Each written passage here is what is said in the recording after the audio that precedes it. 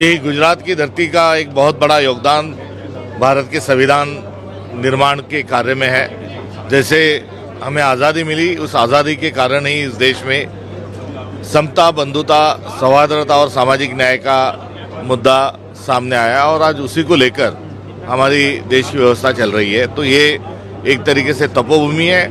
यहाँ महात्मा गांधी जी तथा सरदार वल्लभ भाई पटेल ने जो एक सत्याग्रह की एक शुरुआत जो की, वो विश्व में उसके गुंज है और आज दोबारा से एक आज़ादी की जंग लड़ने की आवश्यकता है।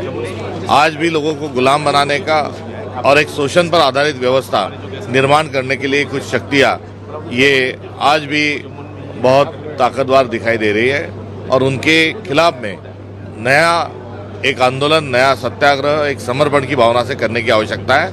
और आज यही एआईसीसी अधिवेशन के माध्यम से इसी धरोहर को हम जानने, पहचानने और अपनाने के लिए यहाँ आए हैं। ये गुजरात का धरती है, मोहनदास करमचंद का धरती है, सरदार वल्लभ भाई पटेल जी का धरती है। ये धरती हमेशा अन्याय का विरोध में लड़ता है, बट आज ये धरती का दोनों ऐसा इंसान बताऊं और राम राज्य में मैं उनको क्या बताऊं। मैं ये सोच रहा हूं वो धरती अभी सारा देश में रावण राज चला रहा है और वो रावण राज में जो एक किताब का माध्यम से सारा देश एक होता है, जिसको लेके राहुल जी आगे बढ़ रहा है, वो किताब को ये लोग बर्बाद करके सारा देश में एक तानाशाही चलाना चाहता है। मैं सोचता हूँ ये गुजरात का जो मिट्टी है, मिट्टी में 1902 साल में पहला एक जो बंगा संतान, एक बंगाली प्रेसिडेंट था, तब एक अधिवेशन पहला हुआ था। उसका बाद आज 6 टाइम ये अधिवेशन हो रहा है। ये अधिवेशन से आने वाला दिन में एक संकल्प होगा जो सारा देश में जो बेरोजगारी है और जो किसान है और जो स्टूडेंट है, जो यूथ है, उनके लिए एक रास्ता ढूंढ पाए।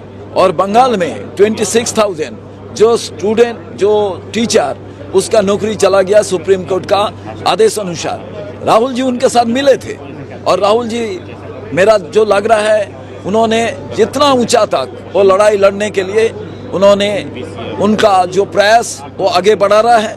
और साथ साथ में मैं बताना चाहता हूँ, अर्जी का एक इशू है बंगाल में जो बहुत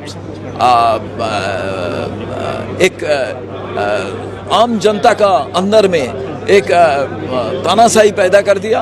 वो उसको लेके आज ये अधिवेशन में मैं बंगाल का तरफ से वो जो स्टूडेंट, जो टीचर का नौकरी चला गया, साथ साथ में जिसका अर्जी का जो इशू, उसका जस्टिस मिले, टीचर का जस्टिस मिले, इसका एक कार्यक्रम में मेरा एक ही बात होगा। और संविधान और हर जनता, जो downtrodden people, SC, ST, OBC और सब किस्म का लोग एक साथ में हम एक नया भारत बनाने का संकल्प लेंगे। Thank you sir, thank you. नमस्कार। गांधी जी से विचार से कांग्रेस चलती आई है आज तक और इस भूमि में आज ये अधिवेशन हो रहा है, बड़ी खुशी हो रही है और यहाँ से एक संदेश लेके जाएंगे, देश की एकता का, समता का संदेश लेके कांग्रेस के कार्यकर्ता जाएंगे। सरदार पटेल की धरती है और बिल्कुल सरदार पटेल मेमोरियल में ये जो है आज CWC का वही हमारे जो नेतागण है, उन्होंने जिस प्रकार का योगदान इस देश में दिया है, सरदार पटेल जी का योगदान हो, महात्मा गांधी जी का योगदान हो,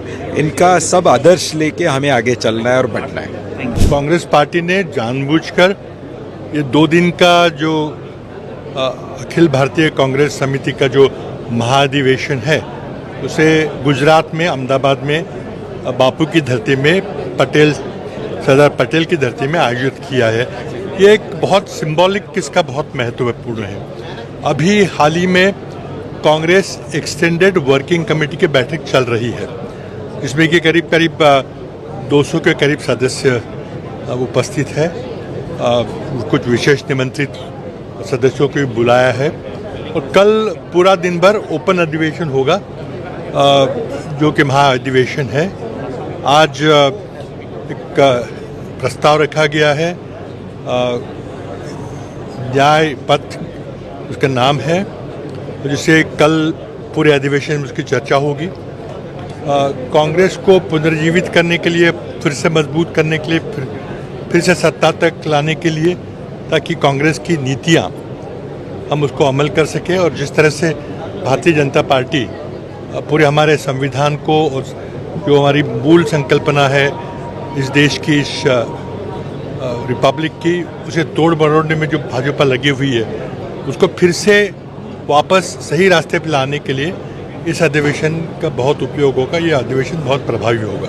कांग्रेस पार्टी का इतिहास रहा है आज़ादी के बाद से लगातार, या उससे पहले भी जब कांग्रेस पार्टी के जब अधिवेशन हुए, देश चाहे जैसे भी स्थिति में रहा हो, कांग्रेस पार्टी ने देश को एक नई उम्मीद, एक नई ऊर्जा देने का काम किया।